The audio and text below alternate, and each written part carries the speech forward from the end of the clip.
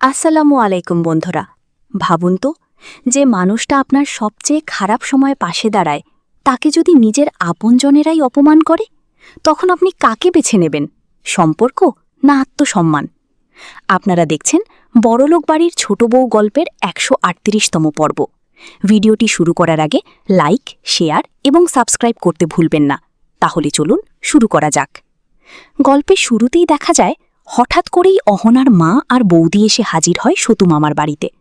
ঘরে ঢুকেই বৌদি তাচ্ছিল্যের সুরে কথা বলা শুরু করে। বৌদি বলে, এই লোকটার জন্যই আজ আমাদের অহনার সংসারটা ভেঙে গেল। সতু মামা চুপ করে দাঁড়িয়ে থাকেন, কিন্তু অহনার চোখে তখন আগুন।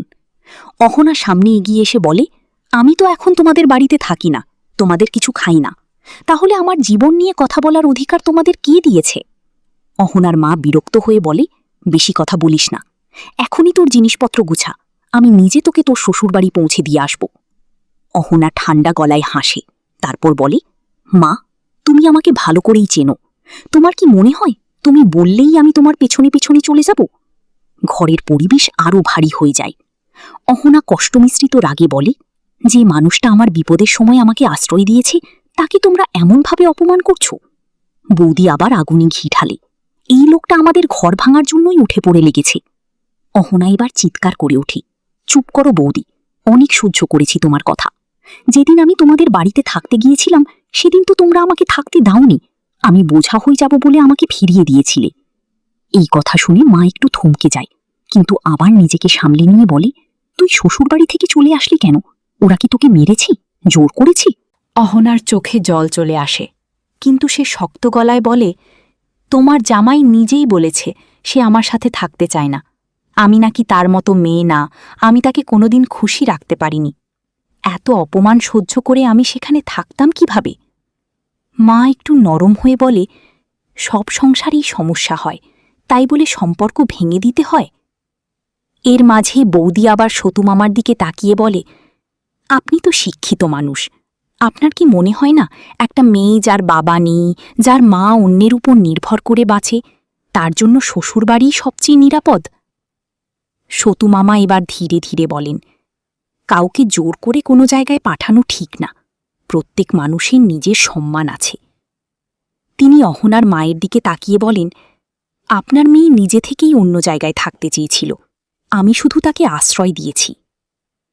অহনা এবার মাকে উদ্দেশ্য করে বলে, যখন আমাকে থাকতে দাওনি, তখন আমার জীবনে সিদ্ধান্ত নেওয়ার অধিকারও তোমার নেই, আমি আর ফিরব না। মা ক্ষোভে বলে, তাহলে কি করবি? এই লোকটার বাড়িতে চাকর হয়ে থাকবি? অহনার কণ্ঠে তীব্র প্রতিবাদ, তুমি তো এভাবেই ভেবেই বড় হয়েছ মা, তুমি কখনো ভাবতেই পারোনি একজন মানুষের জীবনে দ্বিতীয় একটা পথও থাকতে পারে। সে আরও বলে, সতু মামার মতো মানুষের সাথে থাকা কোনো লজ্জার না, বরং এটা সৌভাগ্য। তারপর সে সতু মামার দিকে তাকিয়ে নরম গলায় বলে, মামা, আমার জন্য আপনাকে এত অপমান সহ্য করতে হলো, আমি দুঃখিত। সতু মামা মৃদু হাসি দিয়ে বলেন, দুঃখ পাওয়ার কিছু নেই, বরং একজন মা হিসাবে আপনার উচিত ছিল আপনার মেয়েকে বোঝা, পাশে থাকা। তারপর তিনি একটা বড় সত্য বলেন, আপনার জামাই নিজে এখানে এসে ডিভোর্স পেপারে সই করিয়ে নিয়ে গেছে, সেটা কি আপনি জানেন?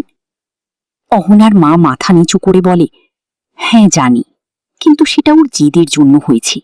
এখনো যদি চায়, অর্জুনের পা ধরে ক্ষমা চেয়ে সংসার করতে পারে, ছেলেটা কিন্তু খারাপ না। অহনা এবার বিস্ফোরিত হয়, আমি কারো পা ধরে কেন থাকব?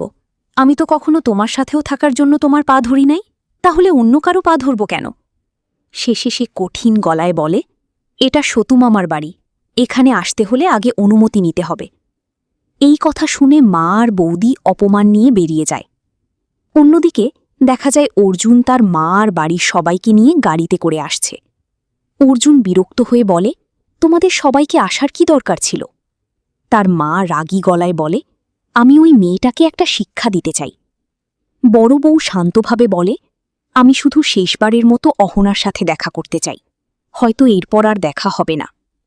পল্টু মুখ পাকিয়ে বলে, মেজবউকে নিয়ে আসার কি দরকার ছিল?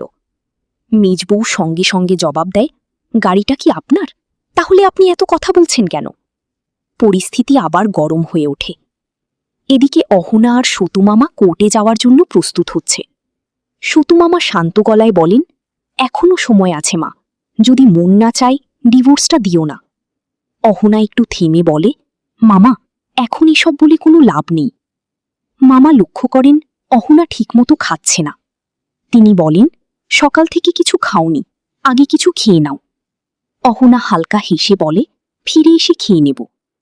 মামা চিন্তিত গলায় বলেন, কয়েকদিন ধরে দেখছি তুমি ঠিকমতো খাচ্ছ না, ঘুমাচ্ছ না। অহনা হঠাৎ খুব শান্তভাবে বলে, মামা, আমি শুধু একটা চাকরি চাই, আপনি দোয়া করবেন যেন খুব তাড়াতাড়ি একটা চাকরি পেয়ে যাই।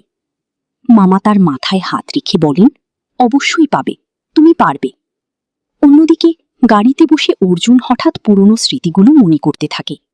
অহনার সাথে কাটানো মুহূর্তগুলো তার চোখে ভেসে ওঠে। তার ভিতরে একটা অদ্ভুত দ্বন্দ্ব শুরু হয়। অর্জুনের মা পল্টুকে জিজ্ঞেস করে, তুই কেন আসলি? পল্টু আত্মবিশ্বাসী গলায় বলে, ছোট ভাই কি করবে কি বলবে সব সামলানোর জন্যই তো আমি এসেছি। মিতা তখন বলে উঠি, পল্টু দাদা, আমাদের নিয়ে কথা বলার দরকার নেই, আমাদের ব্যাপারে বলার জন্য আমাদের স্বামীরা আছেন। অর্জুন বিরক্ত হয়ে বলে, তোমরা সবাই চুপ করো। মিতা এবার সরাসরি অর্জুনকে বলে, তুমি কি কারণে অহনার ওপর এত রাগ করো? ও তোমাকে সময় দিতে পারেনি বলে? তুমি কি কখনো ওর কাছে যাওয়ার চেষ্টা করেছিলে বাড়ির নিয়ম ভেঙে? মিলি চোখ ভেজা গলায় বলে, আমি কোনোদিন অহনাকে ভুলতে পারব না। ও যেখানেই থাকুক, ভালো থাকুক, এইটাই চাই। এইদিকে অহনা আর সতুমামা কোর্টের পথে, আর ওদিকে অর্জুনরা পৌঁছাতে চলেছে। তাহলে কি আজই সব শেষ হয়ে যাবে, নাকি শেষ মুহূর্তে বদলে যাবে সবকিছু? এইভাবেই শেষ হলো আজকের এপিসোড। ভিডিওটি ভালো লাগলে লাইক, শেয়ার এবং সাবস্ক্রাইব করতে ভুলবেন না। পরবর্তী এপিসোড দেখতে আমাদের সাথেই থাকুন। ধন্যবাদ।